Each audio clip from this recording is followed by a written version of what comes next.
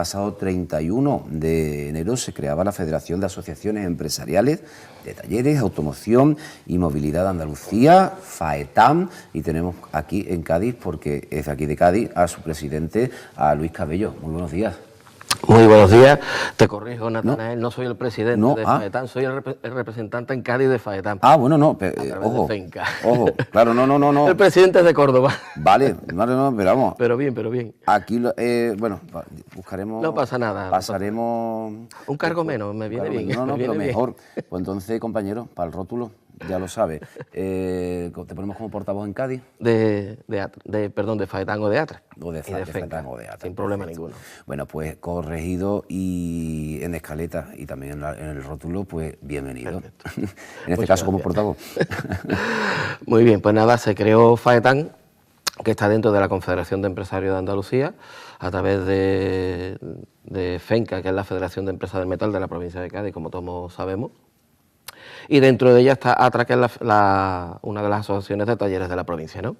Entonces, ¿qué buscamos? Pues buscamos el paraguas de la Confederación de Empresarios, evidentemente, y saber que es un sector que en Andalucía mueve pues prácticamente un 10,3% del PIB de la región, que son casi 62.800 empleados lo que tiene las diferentes empresas, tanto de talleres como de concesionarios o como otros ámbitos de movilidad, porque FAETAM nace con esto de englobar a todo lo que es la movilidad y movilidad futura eléctrica, que viene ya y que es una realidad, ¿no? Ya no es un futuro, sino que ya está aquí.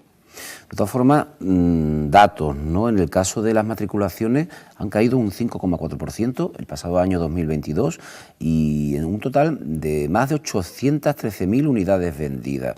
Esa reducción de matriculaciones, siempre lo hablamos y la última vez lo hablamos, que es un poco como reflejo de la situación de la economía. Lo que pasa es que también, Luis, podíamos pensar que en un pico de subida, de aumento, a lo mejor también hay un equilibrio posteriormente a esa subida, o realmente podemos hablar de crisis en el sector. Bueno, se puede hablar de que hay pocas ventas, o sea, no hay pocos pedidos, o sea, el cliente que quiere cambiar de coche lo pide, el problema es que no llega, y ya hemos hablado varias veces de por qué no llega.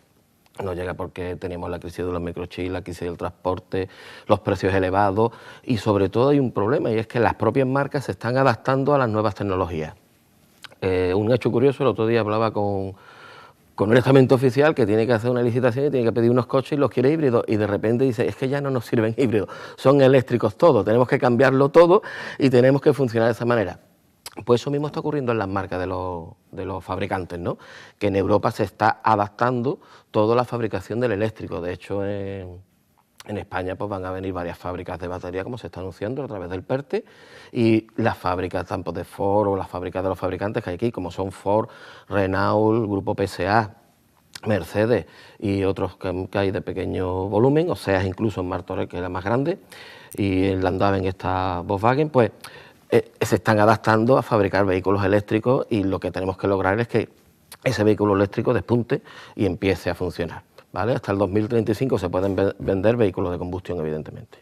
Eso de todas formas lo teníamos por aquí también preparado, pero se señala en este caso que es muy ambicioso, que a lo mejor desde el sector se ve ese reto de 2035, ese plazo también de eliminar los coches de combustión, no es fácil, no sé cómo lo veis desde dentro. Vamos, el problema no es que no sea fácil, es que se tienen que haber dado unos pasos dentro de la infraestructura eléctrica para poder recargar los vehículos, que es lo que necesitamos, para que esa transición sea lo más rápido posible. ¿Qué es lo que pasa? Que hay leyes como la 29 del año 2001, de diciembre, donde ahí se establecen que tiene que haber unas plazas de garaje en los estamentos públicos y en los parkings, donde no se han cumplido todavía. A partir del día 1 de enero tenía esto que estar en marcha. Los puntos de recarga que también se establecieron, que en las carreteras antiguamente no se podía poner un punto de recarga donde uno quisiera. Tenía que estar ligado siempre a un restaurante, una gasolinera o cualquier otro servicio que estuviera dentro de una carretera estatal. Bien, ya se ha eliminado eso a través de esta ley también, ¿no? O sea, tú puedes poner puntos de recarga, evidentemente, con cada 50 kilómetros o cada X kilómetros, pero sin necesidad de estar ligado a un servicio que tenga la carretera, ¿no? Por lo tanto, se van a dar pasos. Problema que se ha hecho la ley, pero no hay puntos. y van muy lentos. Vamos muy lentos también en ese tema.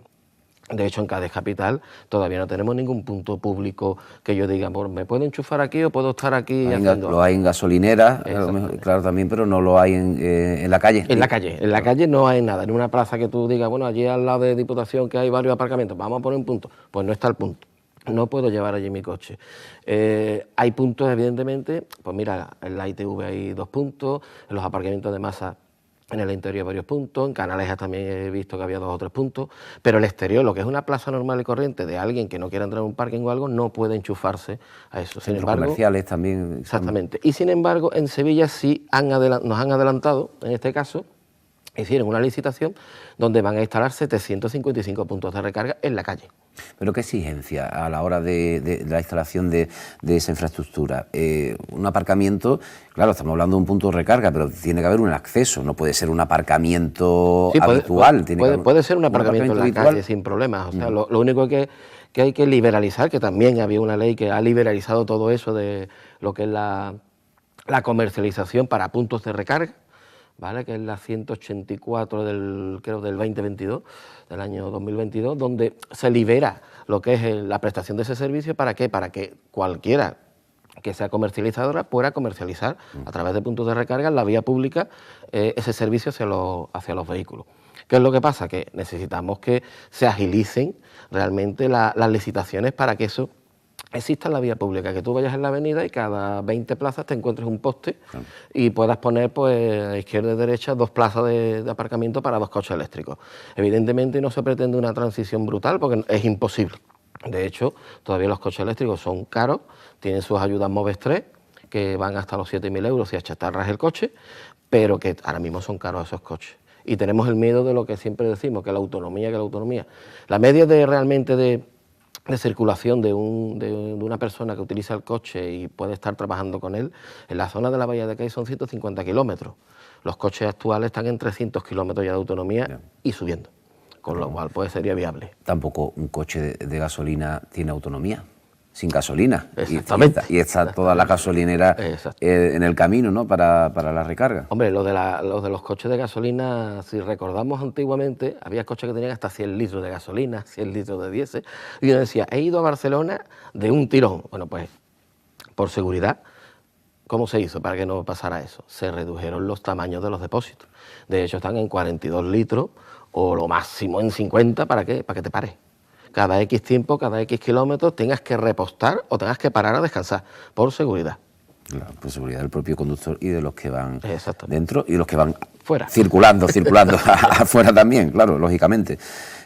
Cuestiones, y esa falta de alejada de la realidad, por todo lo que estás comentando, pero se está realizando muy lento. Entonces la cuestión de ver que no se va a llegar al 2035 y vamos a ver una situación en la que se va a implementar todo esto de una manera muy rápida, porque no se puede quedar las carreteras sin puntos de recarga, de eléctrico, ¿no? De carga. Bueno, vamos a ver. Esto se va a implementar más rápido, evidentemente. ¿Y cómo? Pues evidentemente con estos fondos europeos de los Next Generation va sobre todo enfocados a estos temas y a digitalización.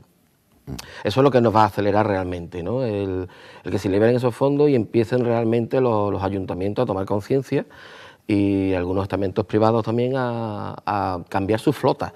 O sea, de hecho hay muchas empresas que están cambiando su flota eléctrica. ¿Qué problema tenemos? Que hay que darle suministro a esos vehículos.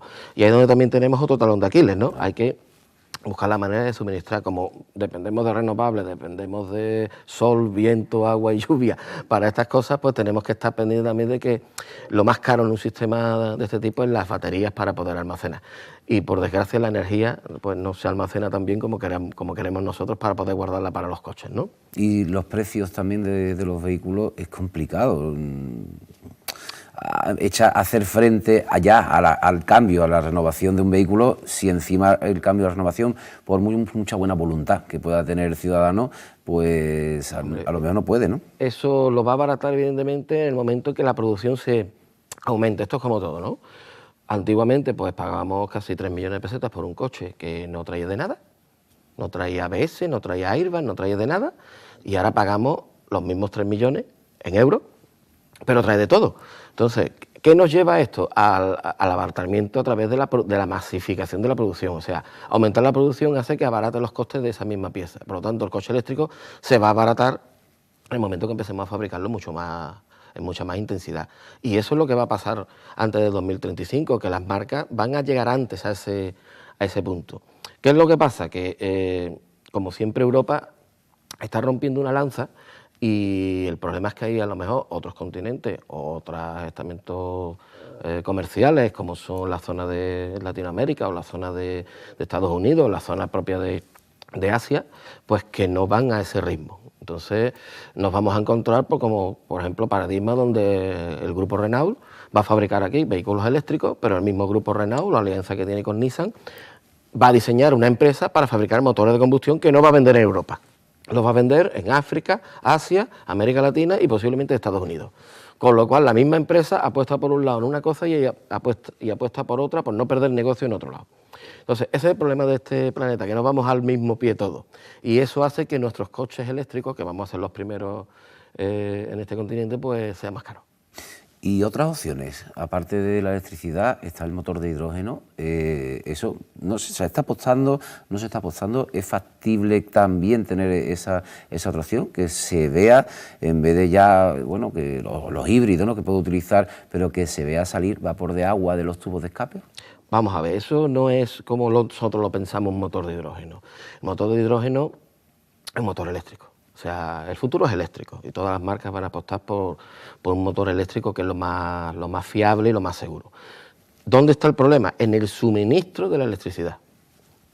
Entonces, o tenemos baterías o tenemos pila de combustible que funciona con hidrógeno, que proporciona esa electricidad para ese motor que va a llevar el coche. Entonces, no es que el coche queme hidrógeno ni nada de eso, que también se puede quemar, y de hecho hay estudios que sobre los vehículos que tienen gasolina y tienen GLP, se puede mezclar el GLP con un 25% de hidrógeno para quemar.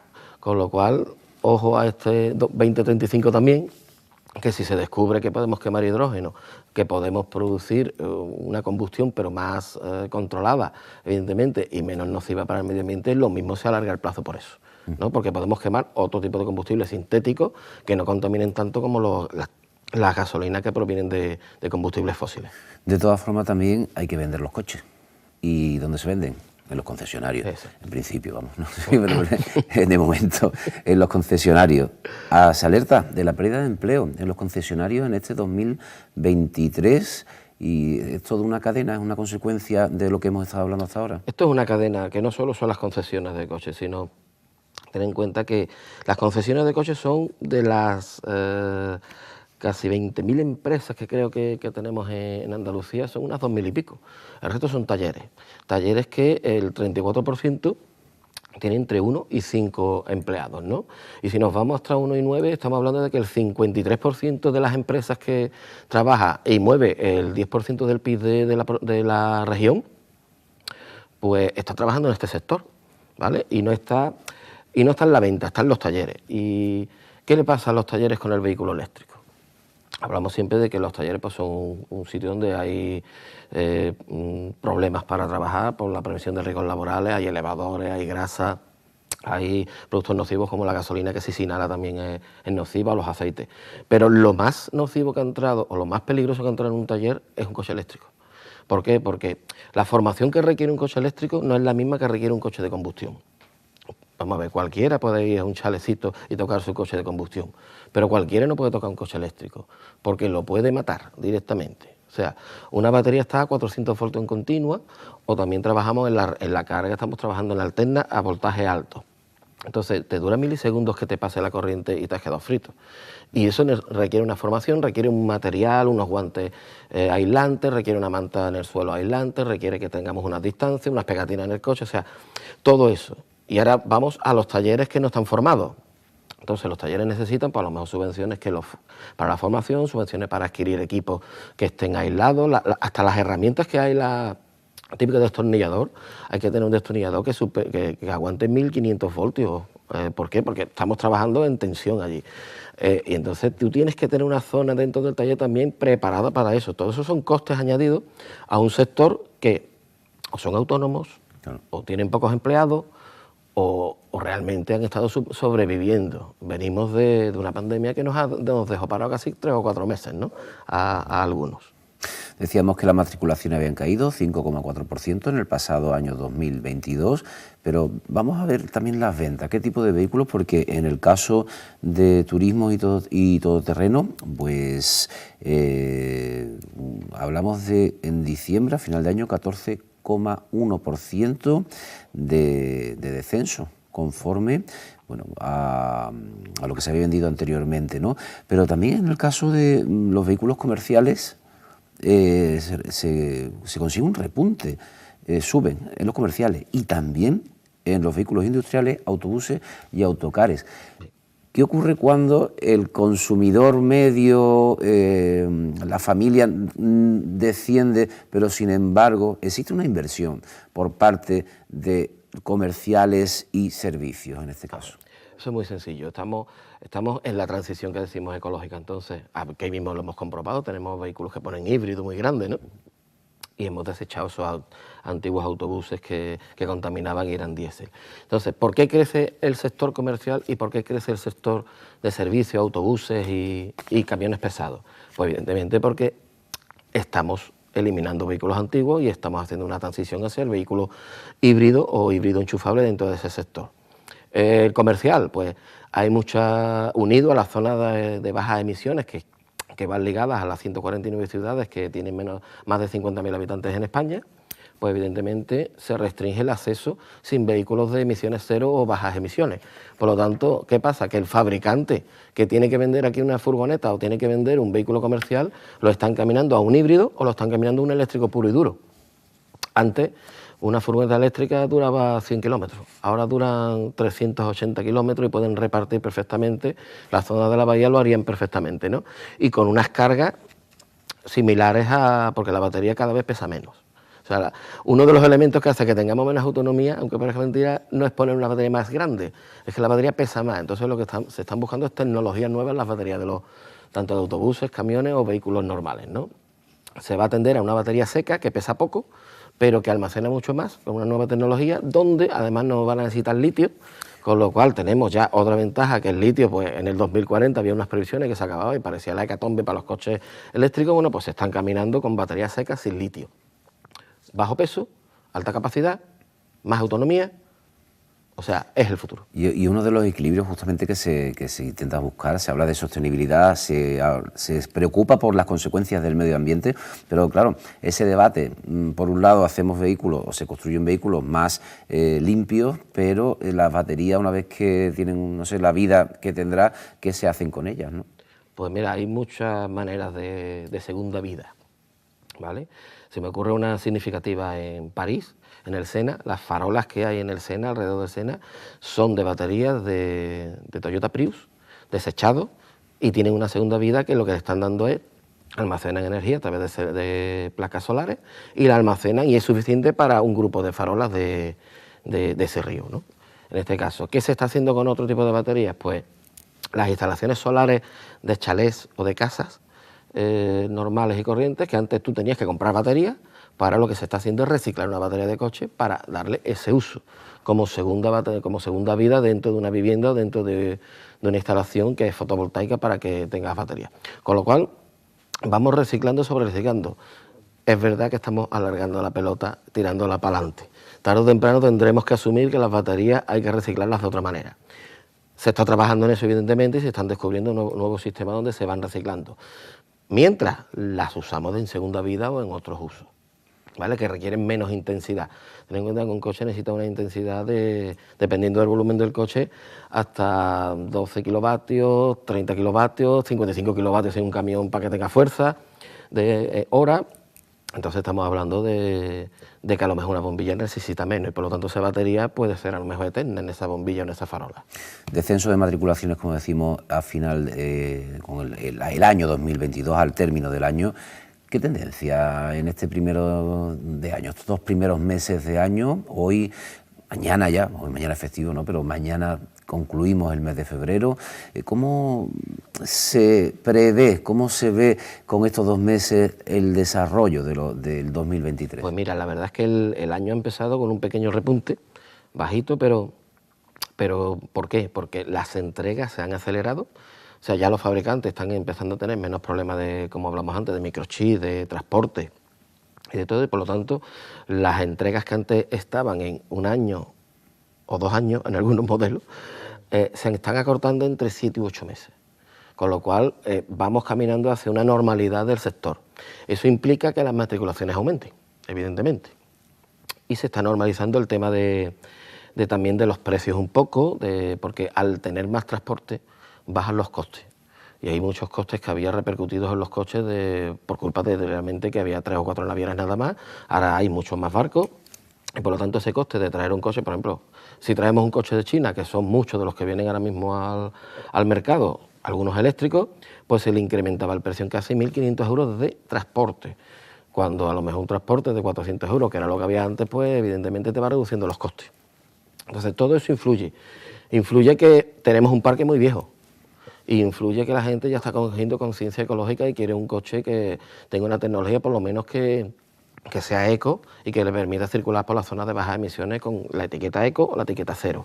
O sea, se están comercializando bastantes coches de gasolina, que son los que más se están vendiendo, que son los que se le puede poner después un equipo de GLP.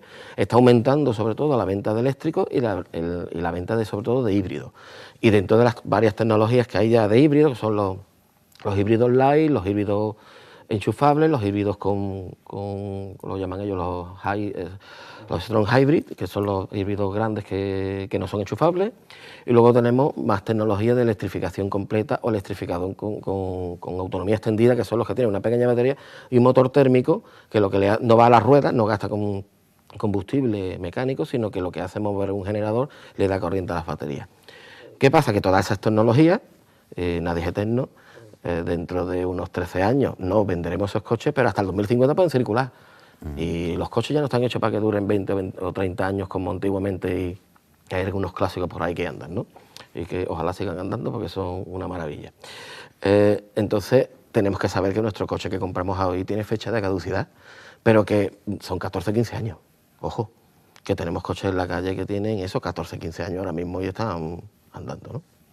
Hablamos de la creación de la Federación de Asociaciones Empresariales de Talleres, Automoción y Movilidad de Andalucía, FAETAM. ¿Qué necesidad de crearla, de unificar? ¿Qué necesidad? Estamos hablando de un sector que factura 10.300 millones de euros al año, el 10,2% del Producto Interior Bruto en Andalucía, con más de 13.000 empresas, 8.300 talleres, venta de 2.800, eso será, me imagino, concesionarios, ¿no?